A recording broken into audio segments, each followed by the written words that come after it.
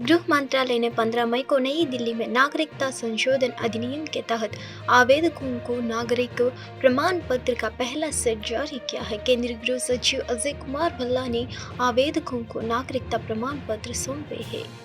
आज नागरिकता मिली है तो बहुत अच्छा लग रहा है और हम आगे पढ़ लिख रहे हैं तो हमें अच्छा लग रहा है, मतलब हम आगे बढ़ेंगे, हम नागरिकता मिल गई है। आज बहुत अच्छा फील हो रहा है। कितने समय से इंडिया में रह रहे हैं आप? हम 2014 में आए थे। 2014 में हाँ। आए थे। जब खबर सुनी थी तो खुशी हुई थी कि? हाँ, बहुत खुशी हुई थी। हाँ, जब सीए पास हुआ था तो बहुत खुशी हुई थी। आज तो उससे भी ज़्यादा हो रही है। कितना परिवर्तन आया है, कितनी दिक्कतें थी और अब कितनी दिक्कतें सुलझी हैं? वहाँ तो बहुत दिक्कतें थी। पाकिस्तान में हमें बहुत दिक्कतें थी, मतलब हम लड़कियाँ वहाँ पढ़ नहीं पाती थी और घर से बाहर नहीं निकल पाती थी। मतलब निकलना था तो भी हम बुर्का पहन के निकलती थी वहाँ, मुसलमानों का वो करके। और हम इंडिया में आए तो बहुत अच्छा हमें लगता है, हम पढ़ लिख रहे हैं। मैं अभी 11th क्लास में पढ़ रही हूँ और मैं ट्यूशन भी जाती हूँ, अपने आप से मर्जी से, मतलब बाहर भी निकल सकते हैं, तो बहुत अच्छा लग रहा है। अंजलि हत्याकांड के खिलाफ कर्नाटक के हुबली में लोगों के एक समूह ने विरोध प्रदर्शन किया। 15 मई को 20 वर्षीय महिला अंजलि की उसके आवास पर एक व्यक्ति ने चाकू मारकर हत्या कर दी, जो उससे प्यार करता था। कथित तौर पर आरोपी ने पीड़िता के घर में घुसकर उसे कई बार चाकू मारा और फिर मौके से भाग गया। घटना के सामने आने के तुरंत बाद स्थानीय लोगों में गुस्सा फैल गया और उन्होंने विरोध प्रदर्शन शुरू कर दिया और आरोपियों के खिलाफ कार्रवाई की मांग की है।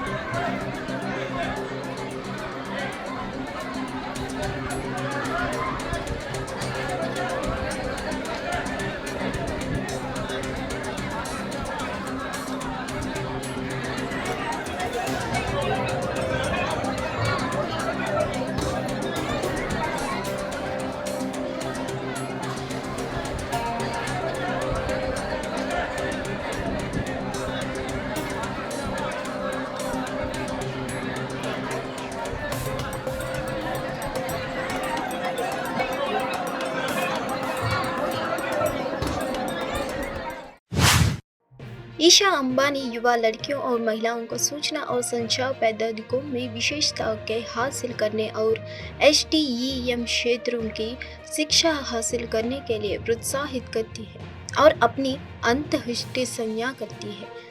उन्होंने कहा, हम तेजी से बदलाव के दौरे में रह रहे हैं। दुनिया नवप्रवर्तन कर रही है और अगर हमें इस तेजी से बदलती दुनिया में जीवित रहना है तो हमें भी अपने काम करने के तरीके में पहले से ही नवप्रवर्तन करना होगा और यह और भी बदलेगा।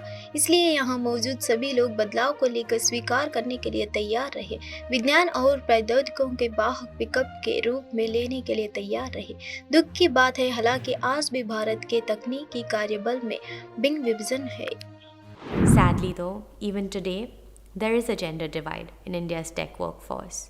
A similar disturbing aspect is a drop in the number of women in science, technology, engineering, and math-focused roles.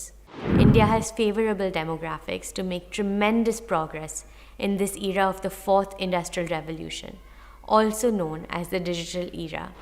Good afternoon, ladies and gentlemen, and a very special good afternoon to all the young girls, the bright young minds who are torchbearers of the new India attending the event. It is a privilege for me to be addressing this event, for which I must thank the Department of Telecom, Government of India, the International Telecommunications Union, the Innovation Center Delhi, and other agencies of the United Nations who are hosting the Girls in ICT Day 2024. We're living in times of exponential changes. The world is changing, the world is innovating, and if we are to survive in this fast-changing world, we too must innovate. Already the way we work has changed, and it will further change. So, for everyone present here today, be ready. Bharat द्वारा Iran में चबहार बंदरगाह को चलाने के लिए 10 साल के समझौते पर हस्ताक्षर करने के बाद अमेरिका द्वारा प्रतिबंधों के संभावित जोखिम की चेतावनी के एक दिन बाद विदेश मंत्री एस जयशंकर ने इस बात पर जोर दिया कि परियोजना इससे पूरे क्षेत्र को लाभ होगा और लोगों को इसके बारे में संकीर्ण दृष्टिकोण नहीं रखना चाहिए। उन्होंने यह भी बताया कि अमेरिका ने खुद अतीत में चबहार की व्यापक प्रासंगिकता की सराहना की थी। विदेश मंत्री कोलकाता में अपनी प्रस्तुत को वाई भारत मैटर्स के बंगला संस्करण के लॉन्च के बाद एक बातचीत में बोल रहे थे। अमेरिका की टिप्पणियों के बारे में पूछे जाने पर जयशंकर ने कहा, मैंने कुछ टिप्पणियां देखी की, लेकिन मुझे लगता है कि यह लोगों को संवाद करने, समझने और समझाने का सवाल है कि यह वास्तव में सभी के लाभ के लिए है। मुझे नहीं लगता कि लोगों के इसके बारे में संकीर्ण दृष्टिकोण रखना चाहिए। अंतिम में ऐसा नहीं किया है। इसलिए अगर आप चबहार के बंदरगाह के प्रति अमेरिका के अपने रवैया को देखें तो अमेरिका इस तथ्य का सराहना करता रहा है कि चबहार की व्यापक प्रासंगिकता है। हम इस पर काम करेंगे, उन्होंने कहा। इससे पहले मंगलवार को संयुक्त राज्य अमेरिका ने चेतावनी दी थी कि तेहरान के साथ व्यापक सौदों पर विचार करने वाले किसी को प्रतिबंधों के संभावित जोखिम के बारे में पता होना चाहिए। अमेरिकी विदेश विभाग के प्रधान उप प्रवक्ता वेदांत पटेल ने प्रेस ब्रीफिंग में कहा, मैं बस इतना कहूंगा, ईरान पर अमेरिकी प्रतिबंध लागू रहेगा, हम उन्हें लागू करना जारी रखेंगे। A long association with the Chabahar port, but this was we could never sign a long-term agreement.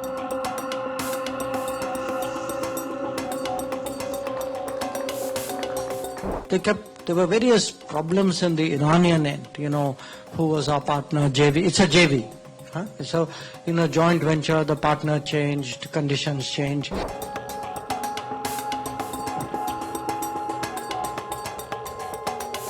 Finally, we were able to sort this out, and we were able to actually get the long-term agreement done. And the long-term agreement is necessary because without it, you cannot really improve the port operation.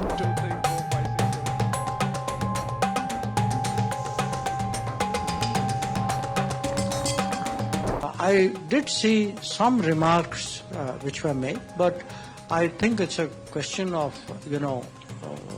communicating and convincing and, getting people to understand. Lok Sabha चुनाव के बीच दिल्ली के CM और आप प्रमुख अरविंद केजरीवाल ने चांदनी चौक से कांग्रेस उम्मीदवार जयप्रकाश अग्रवाल के समर्थन में 15 मई को दिल्ली के मॉडल टाउन इलाके में एक रोड शो किया। जनता को संबोधित करते हुए उन्होंने उनसे भाजपा के बजाय इंडिया गठबंधन को वोट देने का अनुरोध किया। उन्होंने कहा, मुझे अंदर तोड़ने के लिए सब कुछ किया। अब वे कह रहे हैं कि केजरीवाल को फिर से जेल जाना होगा। यह आपके हाथ में है कि मैं जेल जाऊंगा या नहीं। 25 मई को अगर आपने कमल का बटन दबाया तो मुझे जेल जाना पड़ेगा, लेकिन अगर आप भारत गठबंधन के उम्मीदवार के समर्थन में वोट देंगे तो मुझे जेल नहीं जाना पड़ेगा। इसलिए यह ध्यान रखें कि आपको भेजना है या नहीं, केजरीवाल को जेल होगी या नहीं, अरविंद केजरीवाल ने कहा है।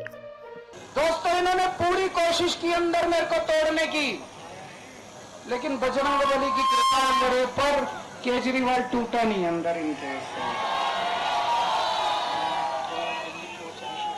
अब ये लोग कह रहे हैं केजरीवाल को दोबारा जेल जाना पड़ेगा।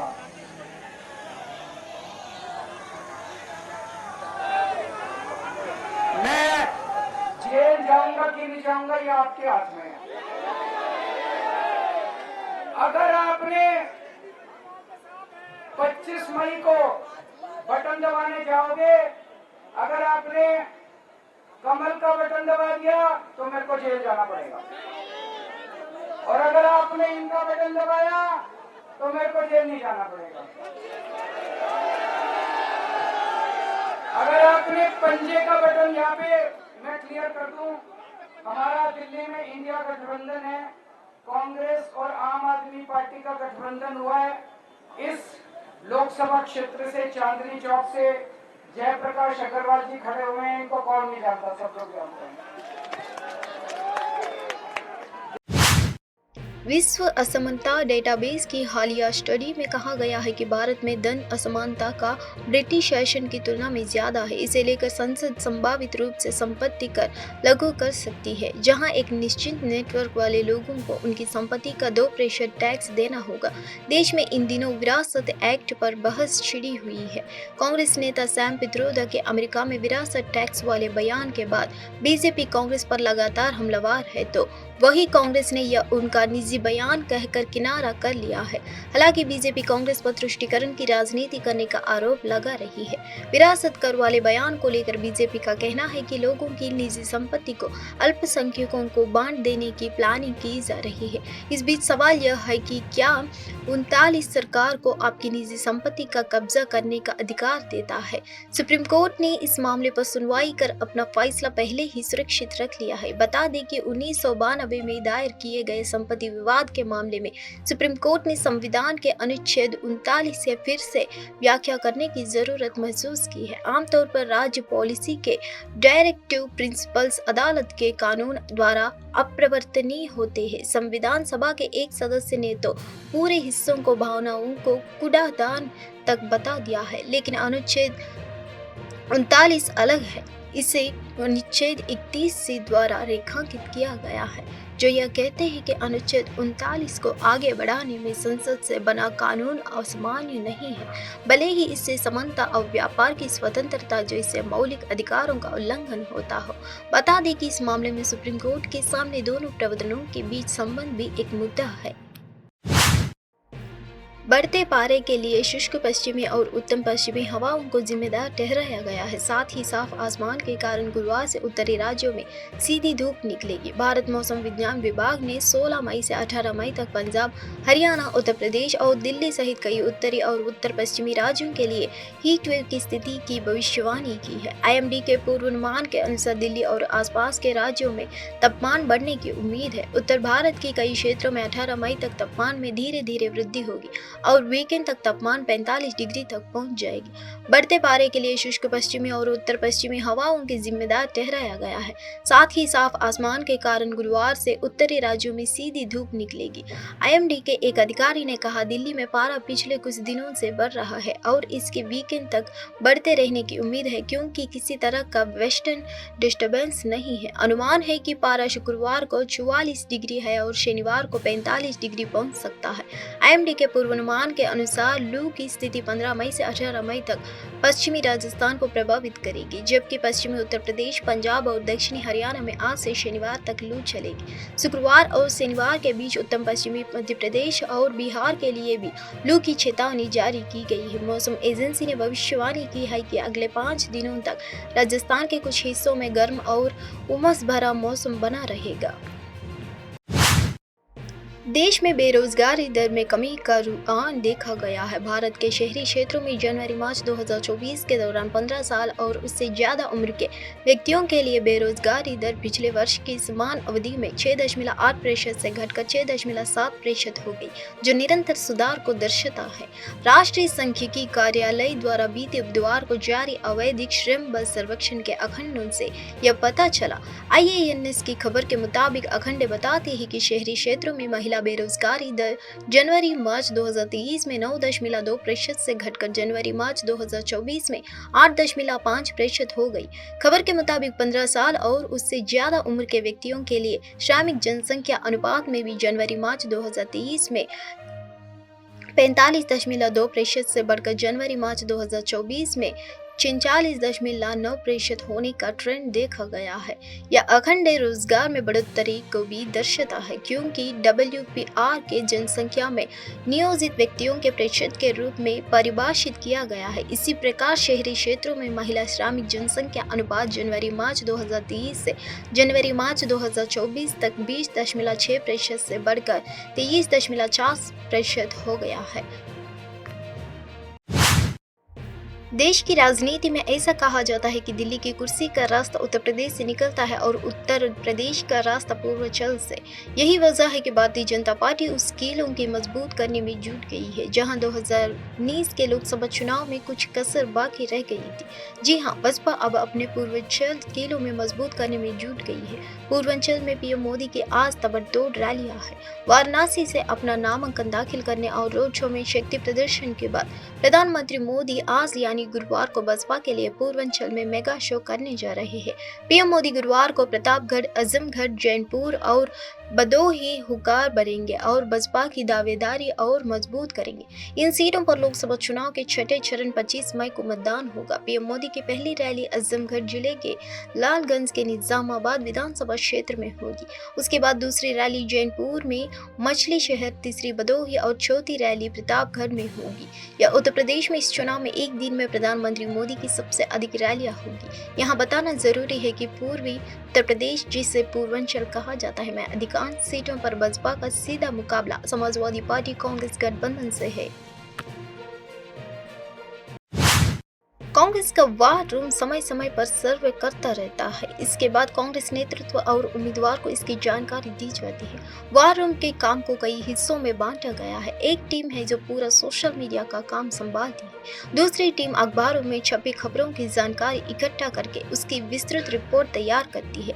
लोकसभा चुनाव के लिए 7 में से 4 चरणों की वोटिंग हो चुकी है। 3 चरणों में भी अभी वोटिंग होनी है। एक और बीजेपी इस बार बीते चुनाव में मिली सीटों से ज्यादा सीटों पर जीत का दावा कर रही है। वहीं कांग्रेस का फोकस ज्यादा से ज्यादा सीटों पर कब्जा करना है। इसके लिए पूरी ताकत झेंक रही है। इस चुनाव में कांग्रेस का वार रूम बहुत अहम भूमिका निभा रहा है। इस पर कांग्रेस नेतृत्व की रैलियां, प्रेस कॉन्फ्रेंस, अखबारों की सुर्खियां, डिजिटल प्रचार प्रसार, सोशल मीडिया और सर्वे जैसे पार्टी के तमाम कामों का भार है। इन सब में सबसे महत्वपूर्ण है 130 लोकसभा की सीटें, जिनकी कांग्रेस प्राथमिकता पर रुका है। इन पर कांग्रेस ने तमाम संसाधन झेंक रहे हैं। पार्टी की उम्मीद है कि 326 लोकसभा सीटों में से एक कैटेगरी की 135 सीटें ऐसी हैं जिन्हें वो आसानी से जीत सकती है। इन सीटों पर जातिगत समीकरण, उम्मीदवार आरक्षण और संविधान जैसे मुद्दे प्रभावी साबित हो रहे हैं। वार रूम समय समय पर सर्वे करता है। इसके बाद कांग्रेस नेतृत्व और उम्मीदवार को इसकी जानकारी दी जाती है। वार रूम के काम को कई हिस्सों में बांटा गया है।